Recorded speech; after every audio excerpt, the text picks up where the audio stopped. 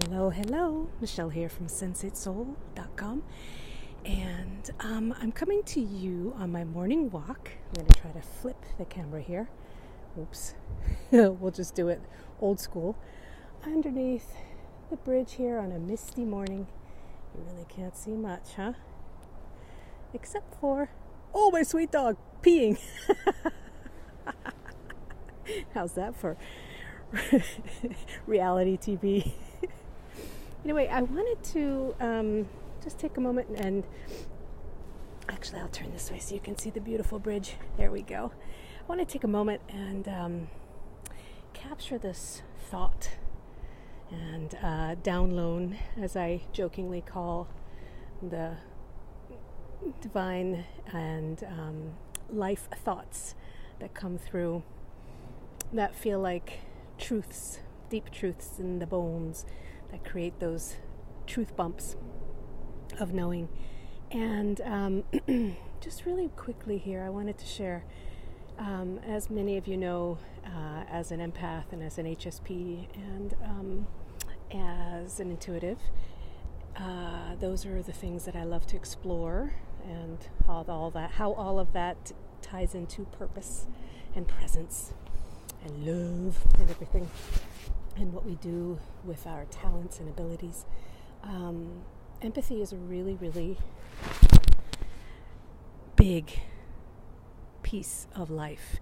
And I say that because I was thinking about compassion, and I was thinking about how it's really beautiful.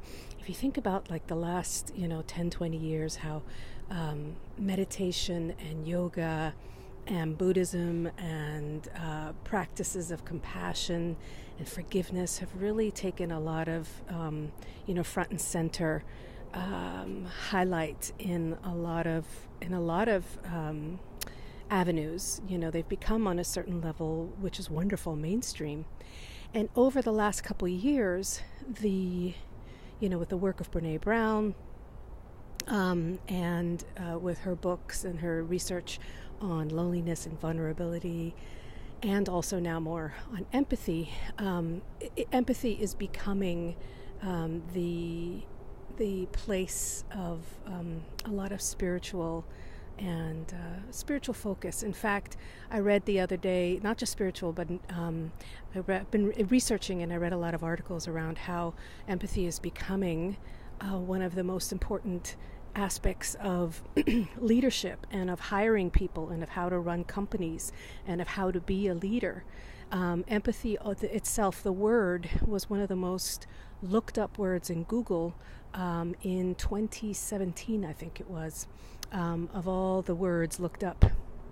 And so empathy is getting a lot of beautiful traction, and thank goodness, thank goddess, thank God, right?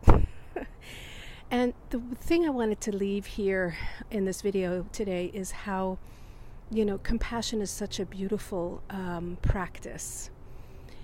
And compassion is also one, in my opinion, I'm trying to get the bridge there, is also one kind of step still removed from the oneness of being human and of being all connected in our humanity and in our divinity and in our beingness. And I say that not as a diss on compassion, but I feel that compassion is an entry point into empathy. And the reason why I say that empathy for me is this, really deeper and more poignant kind of gateway into presence and growth and love and transformation, is because it's a felt, embodied sense of compassion. So we can have compassion for others and for ourselves, which is absolutely beautiful, and let's bring it on. And also practicing empathy, self-empathy, and then also sharing that when you can cultivate more of those feelings of self-empathy, self-love, because to me self-empathy equals self-love. And then to be able to be that more with others. The empathy itself is a emotional, energetic embodied connection to that sense of one love, oneness, and the love that runs through all of us, the creator, intelligence, energy, that we get to feel. And empathy is an active feeling of that love, because we can energetically attune and tune into it. So, there's a lot of embodiment practices that bring us to a place of peace, like yoga and exercise and dance and all those things.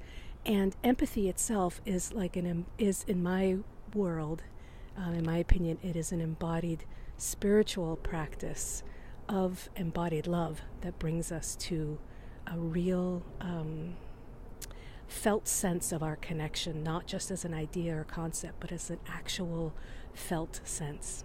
So those are my thoughts on empathy this morning.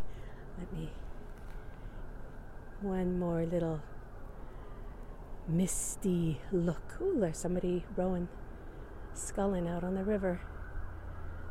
And there's my dog saying, "All right, you done videoing? Let's walk, Mom." Okay, so much love.